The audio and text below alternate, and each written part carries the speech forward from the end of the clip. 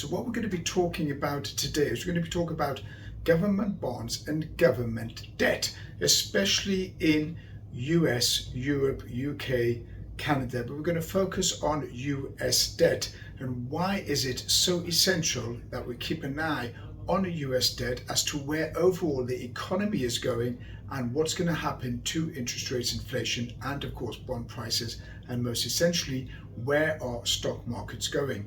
One of the things I'll be doing over the next few months will be running workshops, and you can join the workshops, you can register for the workshops. The next workshop is going to be on the 5th of May 2024, Sunday the 5th of May, and that workshop is going to be on options, how to trade options, what to do options, how to understand options. It's mainly geared for beginners, but there will be a stage, a level 1, level 2, level 3, but level 1 would be beginners, and you can join that workshop at any time that you see fit.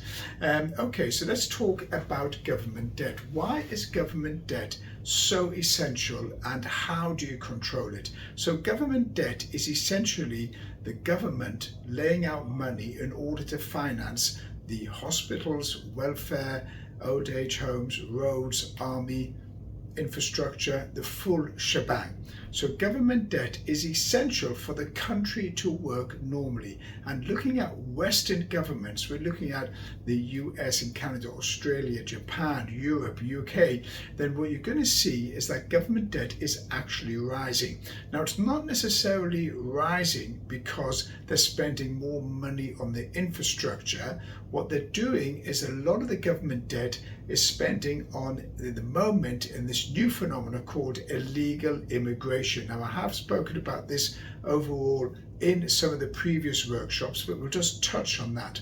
There has been, since the 1990s and especially since 2000, an opening of borders between Europe, which is fine, Eastern Europe, and Africa and Middle East. And what's happening is you've got a massive flow or influx of illegal immigrants, or legal immigrants, but mostly illegal immigrants, looking to get into Europe, into the UK, and into the US, especially across the porous, open Mexican border, which has no governance and absolutely no restrictions from just moving across from Mexico over to the US. Now, this mass immigration, which has been encouraged by Western governments to a degree, and especially in the US at the moment, encouraged by consciously or subconsciously, intentionally or non-intentionally in the US, you've got massive flood of immigration across over to the US. And not only is the immigration illegal, what's happening is that the governments now have to provide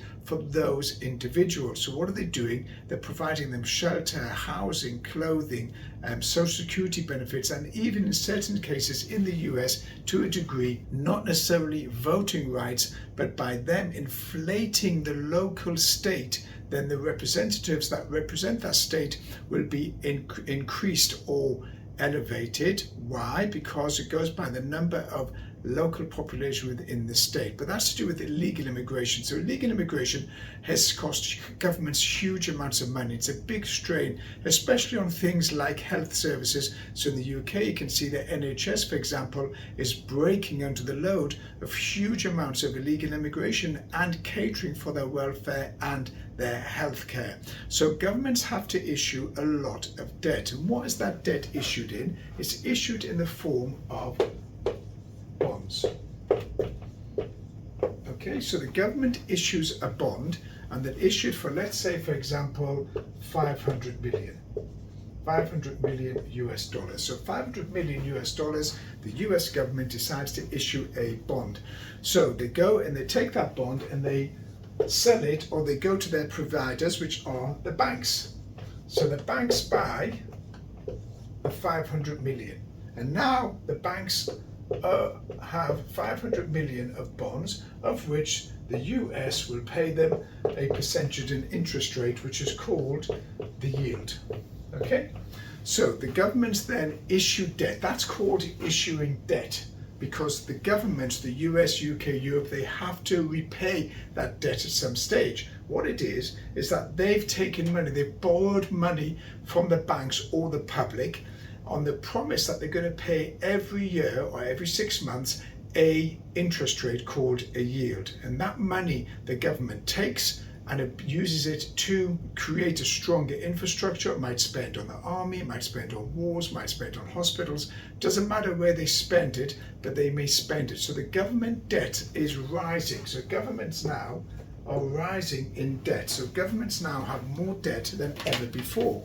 Okay, so if we look at government debt today in the US, you've got US government debt at the moment is at $34 trillion. So government debt has actually just spiraled out of control. Now that is a problem there, because at some stage the government has to repay that debt. So what do they do to repay the debt? They print money, assuming that they don't have the money to buy back the debt or repay the debt, to get the money back, to pay the people who have invested, give their money back to them. That's going to force the government to print money, because the US doesn't have any money. So what's it doing? It's printing more and more money every year. So the government debt at the moment is 34 trillion, and it's rising up. By the end of 2024, it's going to be around about 38 to 39 trillion.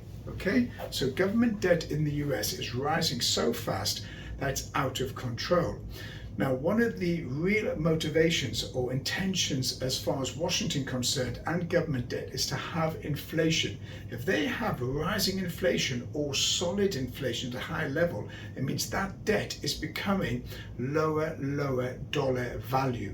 So if they have low interest rates and slightly higher inflation, what effectively they're having is reducing government debt, because the real purchasing power of the US dollar is decreasing. So governments issue debt or issue bonds or issue debt in the way of bonds in order to finance the country, which is normal circumstances is fine as long as they've got enough inland revenue or tax revenue coming in. But when there's not a lot of tax revenue coming in, that is going to be a problem.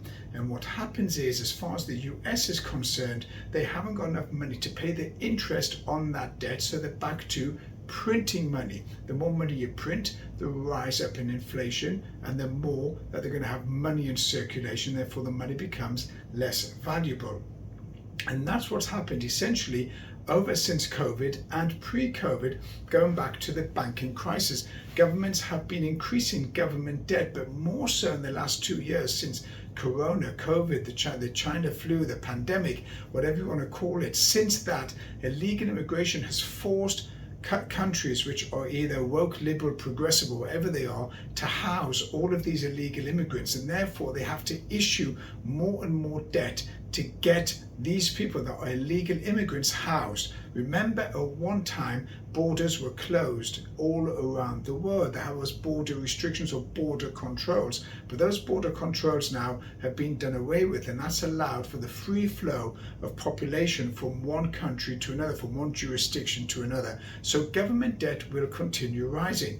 One of the main battles in fighting government debt would be, if they cut government debt, then inflation would drop dramatically. The main cause of inflation at the moment, or one of the main causes to be more objective, is government debt. And if government debt can be cut back, in other words, less social security benefits, less unemployment benefits, less housing benefit, less welfare benefits, yes, it won't be very popular when it comes to political elections, but it will get the economy back on track.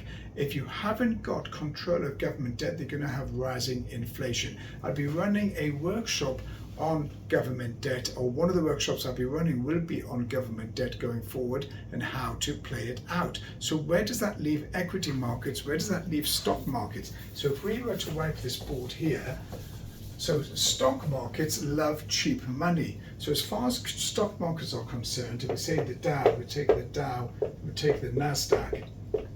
Okay, so the NASDAQ has been driven up on AI.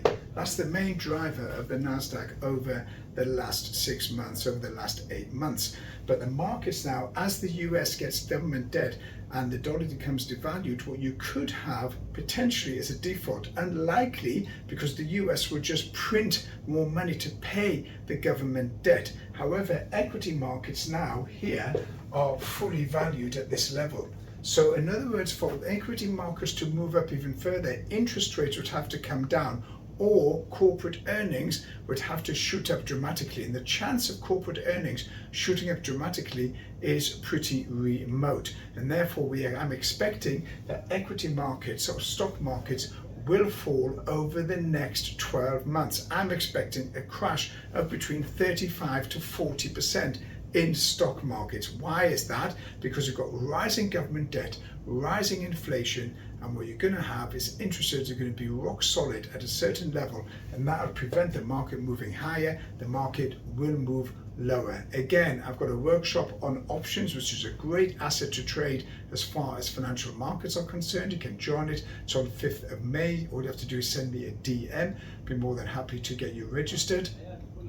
You can follow on this channel. You can buy my books on Amazon, and you can also look on Instagram where there's a daily report coming out.